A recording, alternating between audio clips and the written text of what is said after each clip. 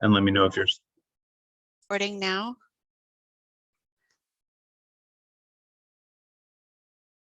And I'm going to go off camera and let my colleague Ryan Gelman launch the session.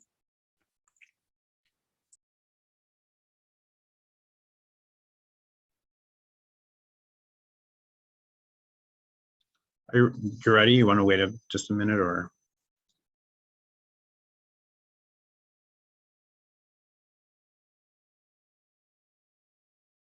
You're muted. Oops.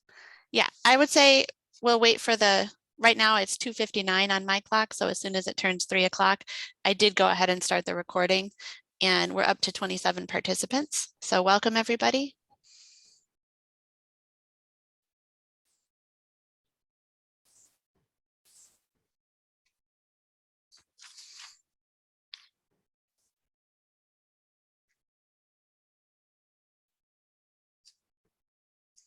Go ahead, Ryan. Sure. Hi, everyone. Thank you so much for joining us at MLTC 2022. This session is Maximizing Weatherization Funds in Public Utility Commission Proceedings.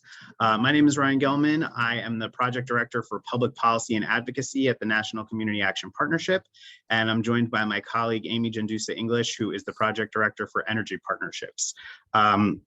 Just a couple of technical notes before we start. We're recording this session and it'll be made available to registered attendees for 30 days following the end of the conference. Also, everyone's on mute, but please submit questions and comments through either the Q&A and or the chat function. And with that, I will turn the session over to Amy. Thank you, Ryan. My name is Amy Jandusa English. I am the Project Director for the Energy Partnerships Project here at the National Partnership.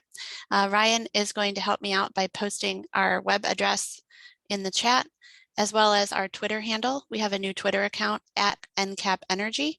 And you can also email me if you have any questions or follow-up concerns. My email address is aenglish@communityactionpartnership.com. Today, I am very excited about the session that we're about to launch. We have folks from Missouri and Michigan to talk about interactions between the Public Utility Commission and the Community Action Network. So first, we're going to hear from Jeff Mark.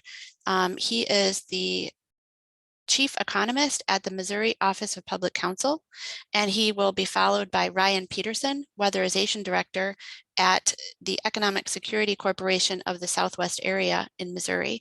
So I'm excited to have the combination of an outside advocate and then a weatherization director. And in the second part, we're going to hear from our friends in Michigan. Chong Anna Canfora is the Executive Director of the Michigan Community Action Association, and Brad Banks is the Energy Efficiency Manager at the Michigan Public Service Commission, and he oversees their low-income work group. So that's quite a mouthful. I will let them reintroduce themselves again when we get to their segments, but I'm happy to be able to bring this session to the network so that you can see two different profiles of how different parties come together to get more out of the Public Utility Commission process for our community action agencies. So thank you again for joining us. Don't forget to fill out your session evaluation at the end. And without further ado, I will turn it over to Jeff Mark from the Missouri Office of Public Counsel. Thanks, Amy. I'm going to share. All right, hopefully everybody can see that. Good afternoon. My name is Jeff Mark. Title of my presentation is Maximizing Weatherization Funds in Public Utility Commission Proceedings. Just a quick disclaimer. Everything that, this is my work product. It's my own. It doesn't necessarily reflect any position of the Missouri Office of Public Counsel. The OPC is a consumer advocate office. There should be one of these in every state. If you're not familiar with it, I hope you do get familiar with it because they can be a really good advocate for your organization.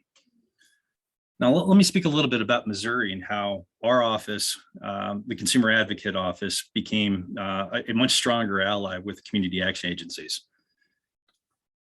The impetus behind this really germinated through a acquisition and merger case that we had, two of them, in fact. One was with Liberty Utilities and the other one was with Kansas City Power and Light. In both cases, in Kansas City and in the greater Joplin area, we had large utilities come in and acquire the existing utility. In Missouri, there's a standard, and there's a standard in every state right now. Whenever there's an acquisition that takes place of a utility, there's different standards. In Missouri, it's a no net detriment standard, which effectively says that things just don't need to get worse. Most states have a higher bar than that. Unfortunately, Missouri, that's where we're at. But out of that, presented an enormous amount of opportunity to reevaluate the utilities' relationship with their community action agencies. In part and through settlement discussion, our office was able to negotiate and secure up to $50,000 a year for 10 years to each of the community action agencies that were served or that operated within their existing service territory. So $50,000 a year for 10 years for 9 community action agencies. And all of these funds were below the line, which means that none of this money was borne by ratepayers. It was all borne by shareholders and profit. As a result of that case, well, let me speak a little bit about what those funds can be used for.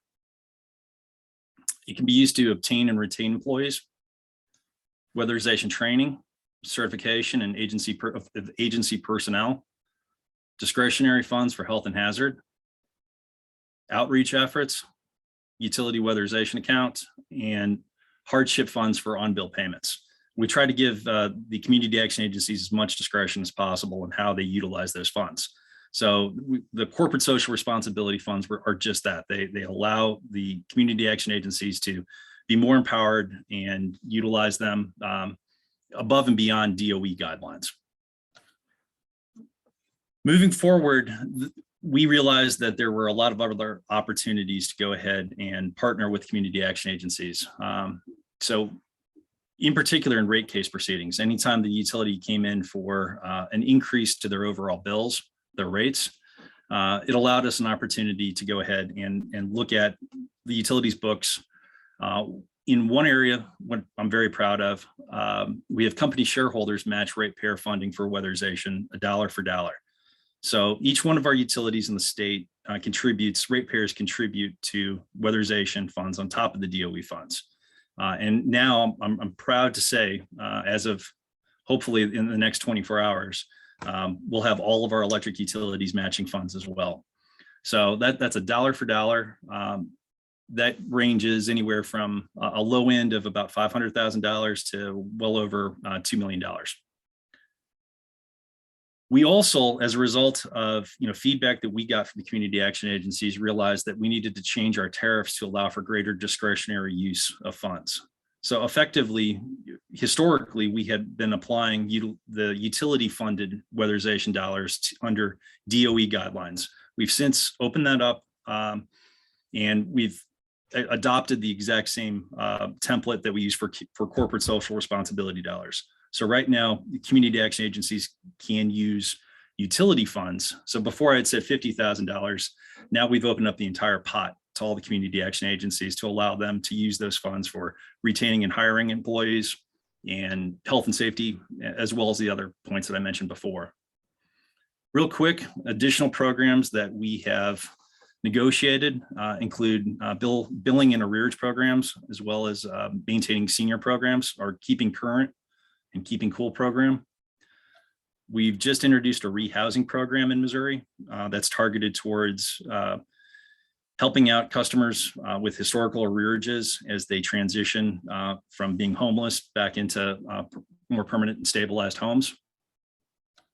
The Clean Slate program, which was a direct result of COVID-19, which allowed, as it implies, effectively a clean slate of arrearages.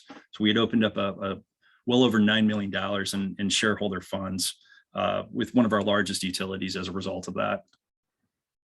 The Critical Needs Program, which is actually adopted off of a best practice in Maryland, which is effectively just an outreach program to try to streamline the weatherization and the arrearage programs.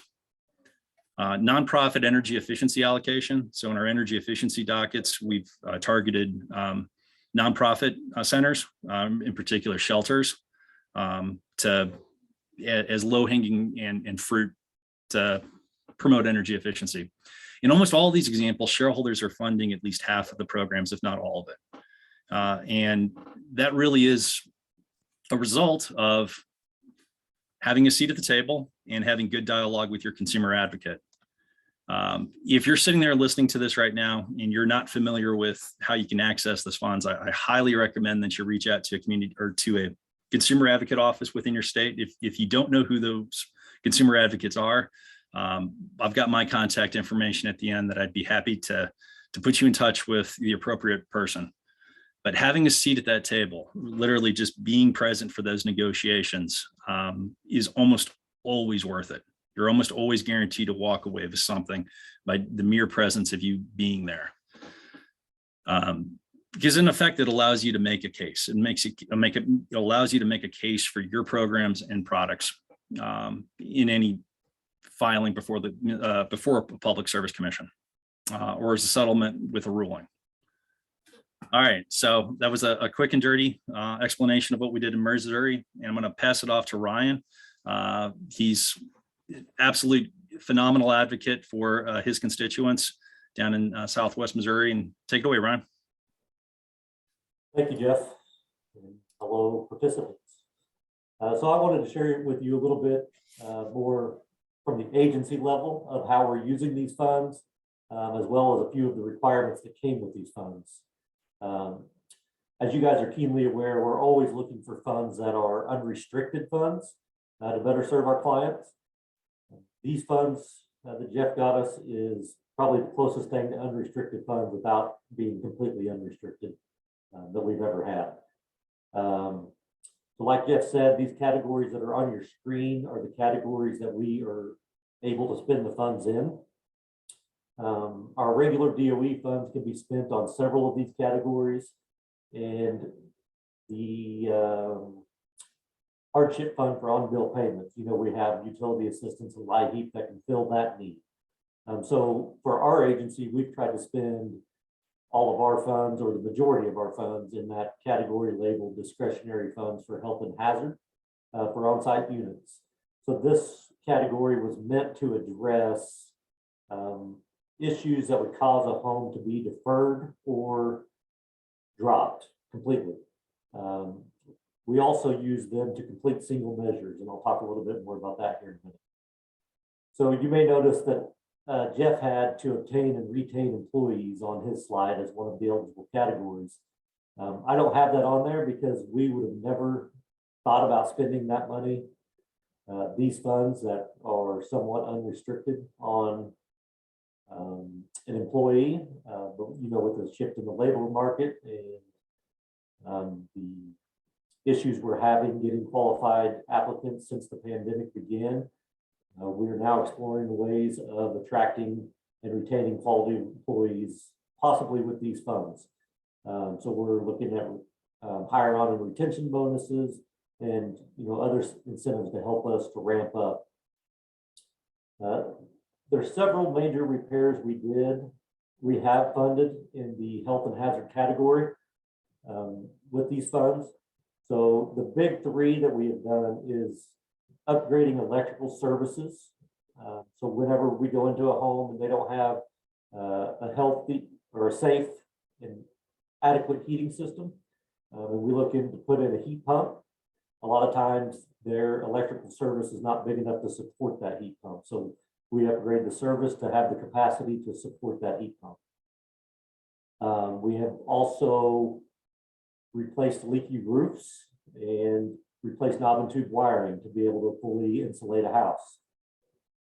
As an example of what I was talking about earlier of using these homes for a single measure, we went in and installed sump pumps where there was not a sump pump at the time of the initial inspection, so that we would be able to do floor insulation, for instance. So we wouldn't have necessarily deferred or dropped the home because we couldn't have done the floor insulation, but we thought that it would have been cost effective to put the sump pump in so that we could get under there and do the floor insulation or duct insulation or duct sealing to benefit the client more. So for the roof replacements and the electrical upgrades, on the roof replacements, our roofing contractors don't want to do just a patch. As all of you are aware, once we touch something on a home, we own it. And so they will only replace a whole section at a minimum. So if it's just a straight gable house, they want to do at least the whole front of the house. On the electrical side, our local codes require us to bring the whole house up to code electrically if we're removing any of the knob and tube or upgrading the service. And so these items get pretty pricey pretty quick. So we have full discretion on that, on spending those funds up to $5,000. So anything $5,000 or over, we have to get approval from the utility at this point. So to do that, we send them a bid for the work and a copy of the NEAT that shows the estimated savings for that house. As of today, we haven't been denied of any, but I think Jeff is currently working on getting that approval threshold increased or removed completely. Okay, Amy, could you switch to the next slide? Thank you. As far as reporting, this is our whole report that we do for them. So we are required to send this report at the end of each calendar year. And we just show which category we spent the funds in, a little description of the expenditure and when the expenditure happened. And like I said, most of ours goes into the health and hazard category. So that's where we try to keep them all. Then the last thing associated with these funds is that we have an annual stakeholder meeting. This is where we get together with the community action agencies that receive these funds, the utility, and Jeff as well, to discuss the strengths, weaknesses, opportunities, and threats along with this funding. During that meeting, Jeff typically asks the agencies what we need or what we'd like to see. And we're able to share that with him and kind of talk through with the utility what they think about it. So Jeff has been a godsend for the agencies in Missouri. And like Jeff said, I encourage you all to have an advocate at the table. In Missouri, Jeff is our advocate. We also have quarterly professional alliance meetings where all the agencies, as well as our funding source, get together every 3 months. And we've started asking Jeff to come to those meetings and report on anything he thinks is pertinent to the group. So we want him at our table, you know, as often as we can get. And during that time, it also gives us a chance to inform Jeff of what's happening with us and what we need. So don't be afraid to ask your advocate for something wild. I mean, you may just get everything. You may just get it all. So let me wrap it up by saying this. In Missouri, we've let our utilities know, and Jeff is also aware that we're about to get a big windfall of funds. And we're still encountering supply chain issues and with materials as well as vehicles, as well as manpower issues. So we've notified our utilities that the more that they can differentiate their funds from our regular DOE funding, the better chance they're going to have of us being able to spend their money alongside our regular weatherization funds. Thank you, Amy. Thank you so much, Ryan. Everybody is right on time. That was wonderful content. I just want to remind our attendees to hold your questions for the end because we want to make sure that each of our speakers has time to get through their prepared information. I'm going to pull up the slides for Brad Banks from Michigan.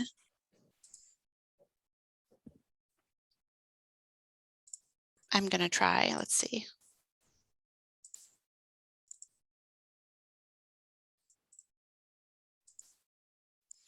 There we go. Is everyone seeing Brad's slides? Take it away, Brad. Thank you. Thanks, Amy.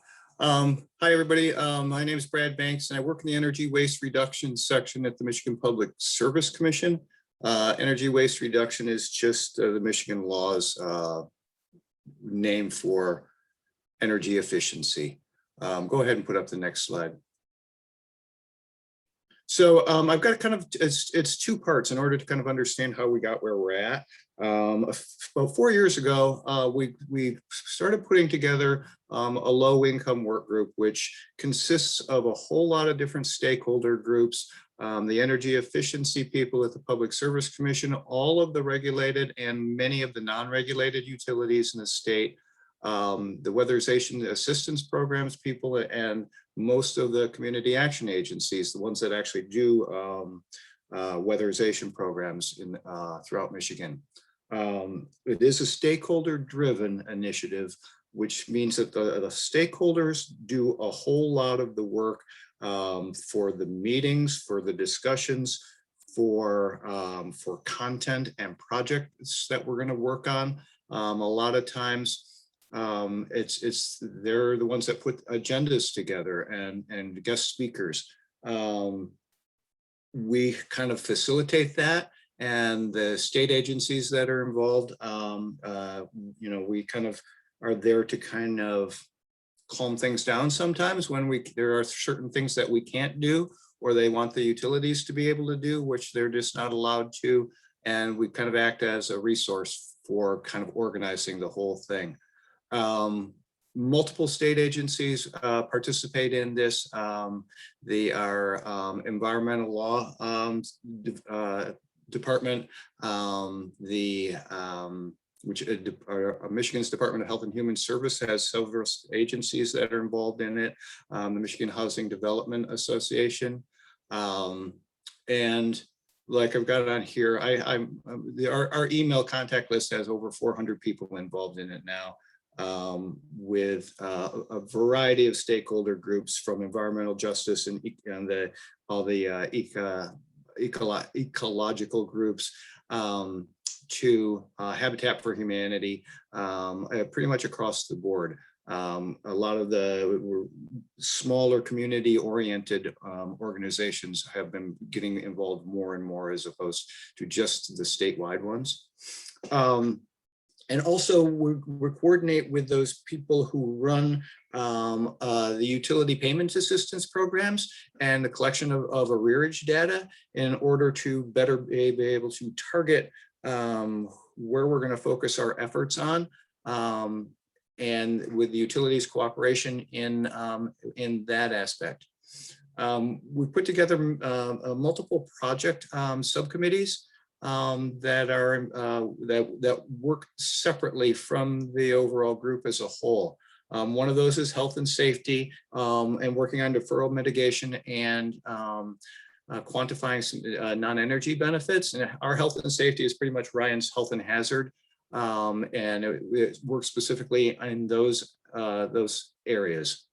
We've just started off a workforce development, because like Ryan just mentioned, we have a significant workforce problem too, of contractor shortages that the CAAs run into, the utilities programs run into, and so working on getting local and statewide programs in order to expand the contractors involved and their certification and all the different capabilities, because we have one standard in Michigan, and then there's the DOE standard, and they're not the same. And so encouraging the work across the board, because you can go to work for some programs, but then you can't go to work for a CAA if you don't have all of those certifications. Environmental justice and energy equity has really taken off in the last year. During the COVID shutdown, we've really kind of done a whole lot of focus on that, and doing targeting certain areas of the state by different data points, recognizing heat islands and areas where there's excessive shutoffs, or when excessive power outages, and recognizing certain areas by zip codes right down to neighborhoods, and kind of getting more granular data on how to target certain areas. We've started working since the COVID shutdown, working on affordability and accessibility, and it's kind of a big bite, and we're slowly working on it. And a lot of it is just defining what we're even talking about. I mean, so that we're consistent across the board with everybody in the state when we say what is affordability, and who has access to affordable energy and who doesn't, and how do we kind of direct that effort. And then in Michigan, we have the 211, and I don't know whether other states have 211, but it's their number one call outside of COVID. It's an information assistance project or program, and is getting utility bill payment assistance. And so we're working with 211 on refining that so that people who are calling for payment assistance are also not just being directed, but assisted in finding out, do you need work done on your house? Is there anything that is causing you that's not to have excessively high energy usage, and hence your bills, and then working directly with those people and the appropriate agencies, so that, and it's not on the caller, then it will be people will be directly contacting them to work on that those issues. So those are some of the big things that we're working on currently. Go ahead, Amy. So because of all of the stuff we've done in the low income work group, and working closely with the utility, or I mean the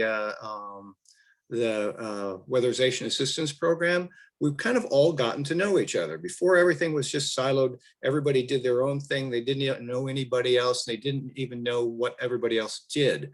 Now everybody talks to each other, especially with the utility programs. And because, you know, as Public Service Commission, all of these utilities are big participants in this. And to the utilities' credit, they've really been open and interested in getting a perspective from all these stakeholder groups, so that they can better do their jobs as far as providing energy waste reduction and energy efficiency services. Michigan law requires them to provide those, and it especially has to provide them to low-income ratepayers.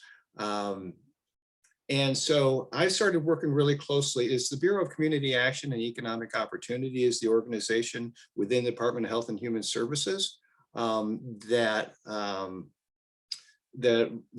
the CAA programs. And I've worked very closely with them over the last several years. And then we brought in all these the utilities and third-party stakeholder groups to work alongside with them.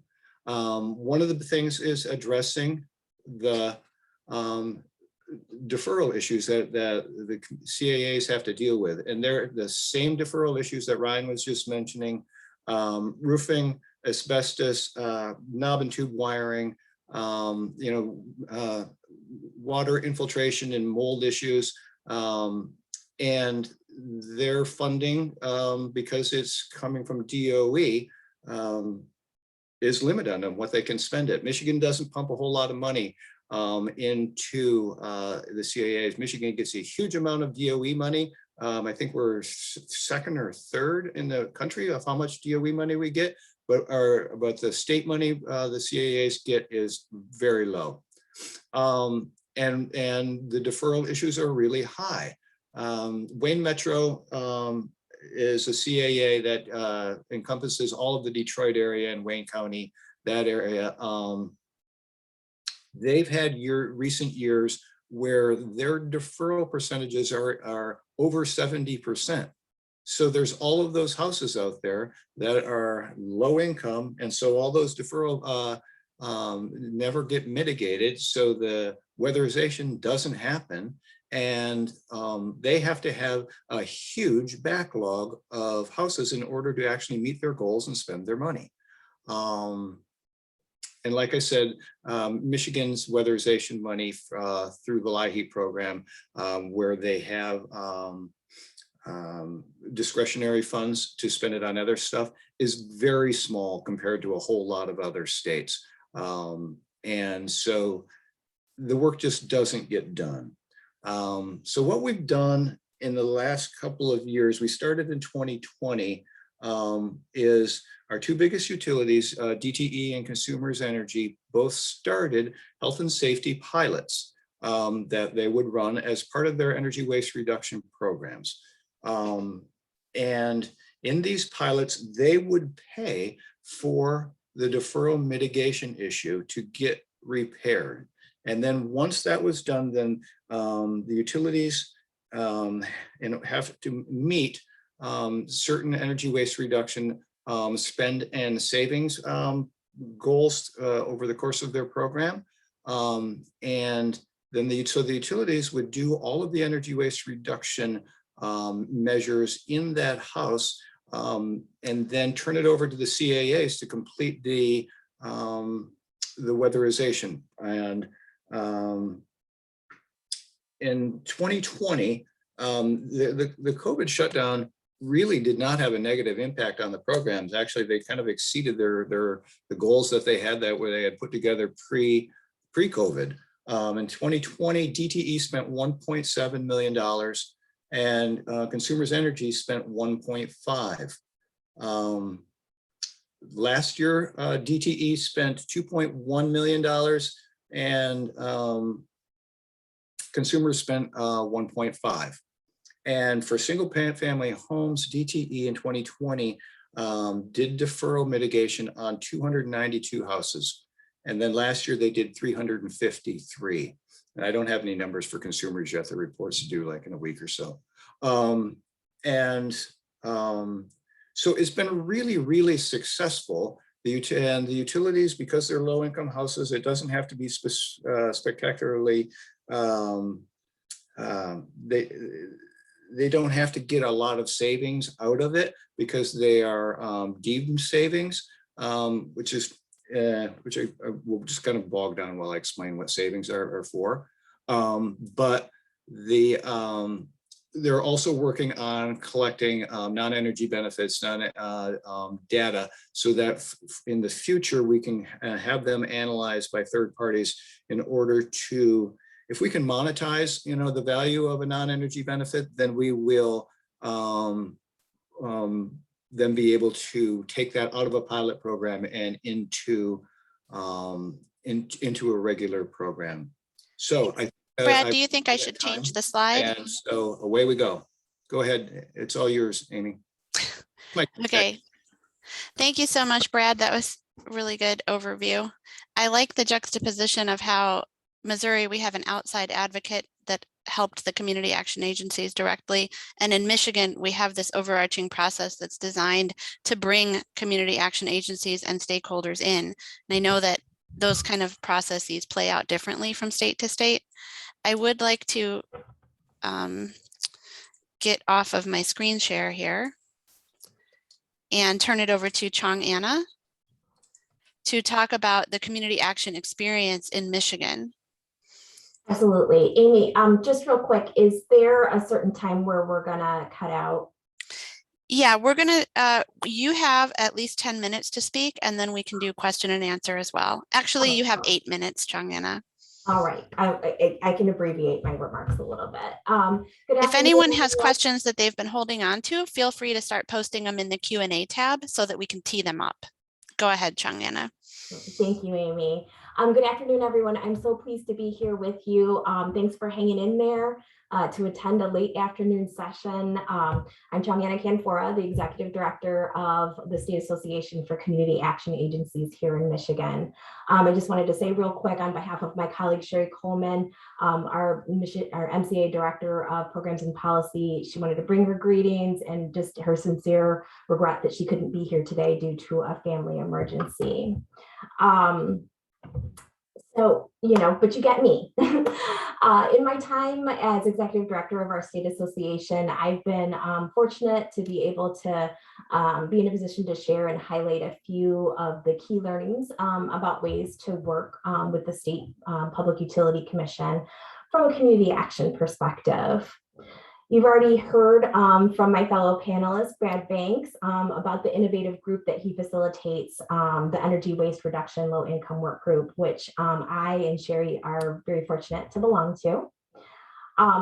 I cannot emphasize enough what a great platform this group is to bring together representatives from different sectors. State employees, public utilities, anti-poverty and environmental activists, economic development and human services professionals. I just wanted to share a quick example. I recently had the opportunity to present to this group to help the members understand the challenges connected to weatherization and community action in our state that are really unique to Michigan.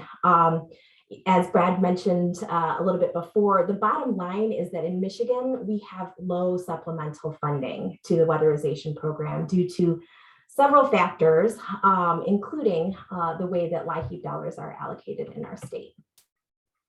I was able to break it down for this group. In Michigan, LIHEAP funds are essentially spent in 3 ways for 3 different but somewhat related purposes. First, for a state home heating tax credit. Second, for utility payments. And third, a minimum of $6 million a year is set aside for the purposes of weatherization, with normally no supplemental state funds committed for weatherization. So last year, our proportions of weatherization funds that our CAAs could count on was $20 million in DOE funds, and that floor I mentioned earlier, that $6 million in LIHEAP funds. And then you sort of see the stark difference is illustrated when one compares Michigan to a similar Midwestern sister state like Wisconsin, whose weatherization programs last year received about $10 million in DOE funds, $15 million in LIHEAP, and then $45 million in supplemental state funds.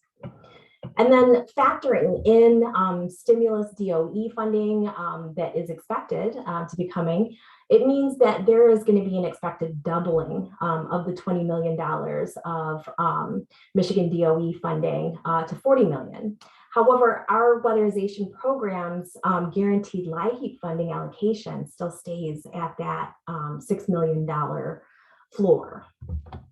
For those of you who are familiar with the ins and outs of weatherization spending and the soaring costs associated with building materials and appliances and the added pressures of attracting and retaining the necessary workforce in these very challenging times, you can just imagine what the implications are for Michigan and how that will impact average cost per unit without a significant boost of supplemental funding, either through LIHEAP or other funding sources.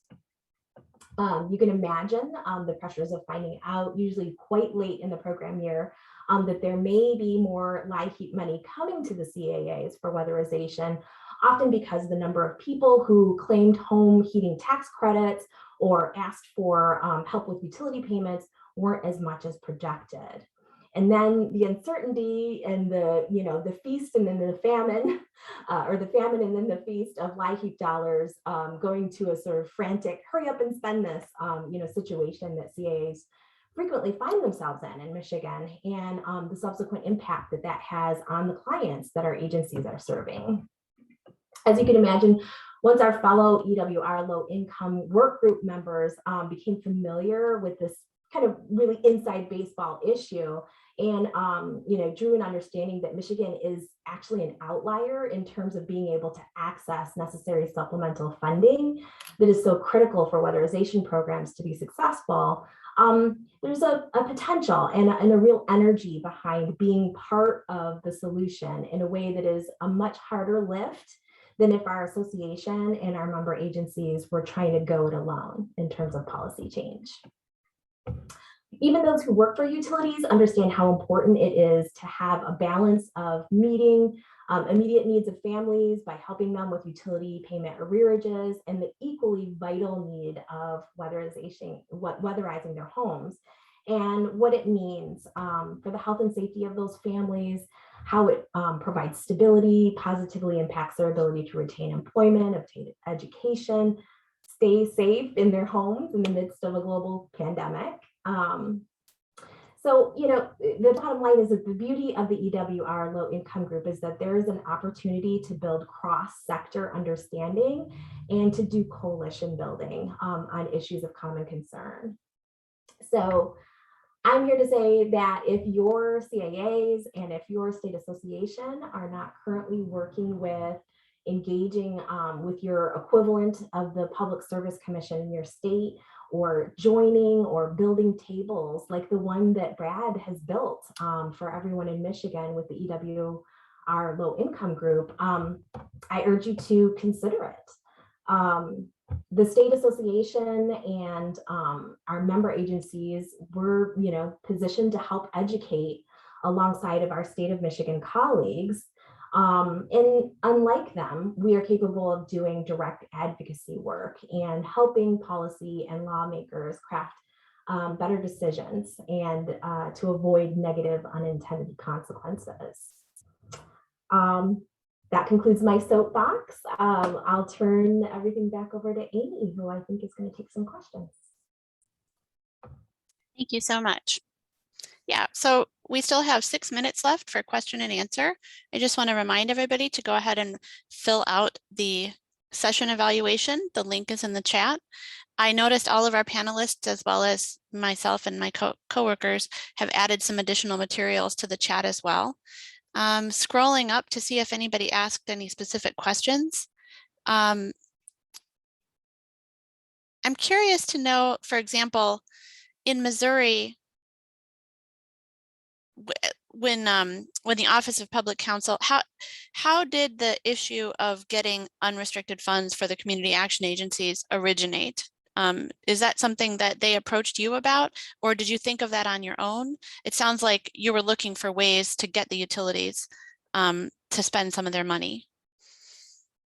Yeah, Amy, great question. And there's no shortage of things for utilities to spend their money on. So how did community action get lucky in Missouri? Oh, I'm sorry. Can you hear me, Amy? We can hear you. Okay, for some reason the video is not working, but yes, great question. It actually stemmed from just outreach to the community action agencies themselves. We made a series of just local visits, around the state, and the feedback that we got was that they were restricted. They were largely restricted with DOE funds. They had a lot of problems retaining employees. And outreach was a big problem too, especially in rural areas. Mm-hmm. So we just use that information and as part of our bargaining chip. Great. Not seeing any questions in the chat. I do have a question for our friends in Michigan. Brad started to talk about the way that savings are attributed, how they count the energy savings. And I know that that's an issue that comes up in situations where weatherization programs are braiding in outside dollars. So if the utility program has to keep track of kilowatt hours and therms that are saved, how did you tackle that in Michigan? It sounds like you had a favorable outcome for everybody. Would you be interested in getting into the weeds on that just for a minute? Well, we have our own version, as we call it the Michigan Energy Measures Database, and it's basically like a TRM that we've developed that's Michigan specific. And we started working on it about, 14 years ago. And there's a committee of all kinds of stakeholders who actually work on it and assigning certain values. So in any specific measure has a certain value, savings value to it. And so the utilities can then, it's easy enough for them to do the calculation as well, and they just have their contractors and their third parties who do the work on for them will then just have to keep track of what did they do. And then the utilities can do the calculation of how much savings are attributed out of it then. Mm-hmm. And for Chongyana, I know Brad mentioned Wayne Metro is obviously one of the biggest community action agencies in Michigan, encompassing Detroit and the surrounding areas. But could you speak to some of the innovative programs that other community action agencies in other parts of Michigan were able to run? My understanding is that you had hundreds of pilot programs that you were able to fund and explore. Well, there are some different things going on. One of the things that we're really excited about is the deferral pilot project that we have going on. So Michigan has allocated $5 million, at least to start with, to help work, give resources to our community action agencies to work on reducing that deferral that's happening. There are some community action agencies that are working with other funders, private funders, to find innovative ways to reduce the number of their deferrals. I know that in Wayne, for Wayne Metro, their deferral rate is somewhere in the neighborhood of 20%. So it's an incredibly important issue to tackle. I know that actually Consumers Energy, I think, is getting ready to launch some innovative programming around helping to minimize deferrals as well. Thank you for reminding me that we should name the utilities by name, because one of the most important takeaways as we close out the session, I would hope that our attendees were letting their ears perk up when they heard, if they heard the name of a utility that also operates in their state, because you have major utilities like Ameren operates across state borders. DTE, I think their parent company is Exelon, if I'm not mistaken. I could be thinking of a different company. But all of these utilities are intertwined at high levels. And so if you're hearing something positive that happened in Missouri or Michigan, it may well be that you could get the same kind of thing out of a utility in your state. It's just a question of figuring out how to do it, right? So for example, Ameren is in Missouri and in Illinois. So are they producing the same kinds of unrestricted funds for customers in both states? Probably not. It depends on what kind of advocacy is available. So without any other questions or raised hands, we are at the quarter of the hour. So technically our session is ending. Please don't forget to fill out your session evaluation. And I want to give sincere thanks to all of our panelists today for such an important session. Thanks, Amy. Thank you so much. Thanks, Amy. Yeah. Everyone have a good evening, and please come back for our final day of the MLTC conference tomorrow. Bye, everyone. Bye-bye. Bye.